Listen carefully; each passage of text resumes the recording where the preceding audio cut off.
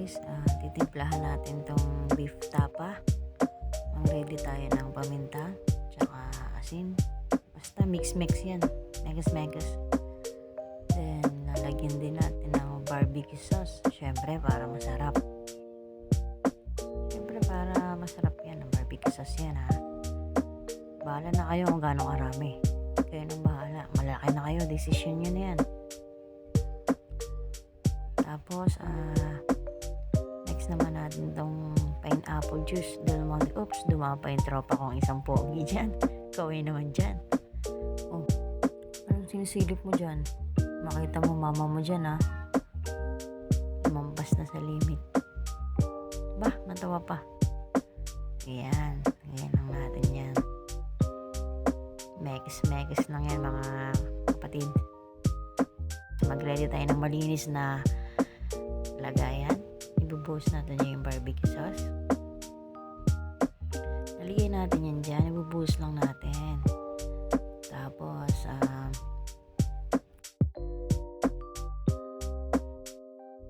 next naman natin yung pineapple juice. Yan. Ibubuhos din natin dyan. Para mag-mekis na yan dyan mga tropa.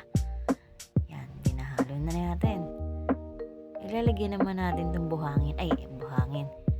Paminta, tsaka basta kinaimerot eklabu. Yun. Bago natin makalimutan, lagyan natin ng mantika. Siyempre, may sukat yan. Kaya nang bahala magsukat ng inyo. Kanya-kanya yan eh. Yan. Mekis na yan dyan mga insan. Yan. Halo-haloin na natin yan. Mekis na yan. Yung beef tapa. Ba, pinag-ayos pa. Yan. Ibubuhos na natin yan dyan. Yan.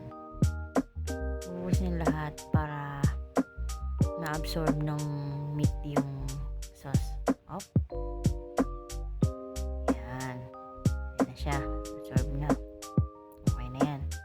Siyempre, isasalang mo sa apoy. Kulo na bango. Ayan na siya. Yan na ang finished product. Yun, titimbangin na natin yan para portion. Kada order portion na siya, hindi na mahihirapan magtakal-takal. Ayan, thanks for watching. Sugoy na.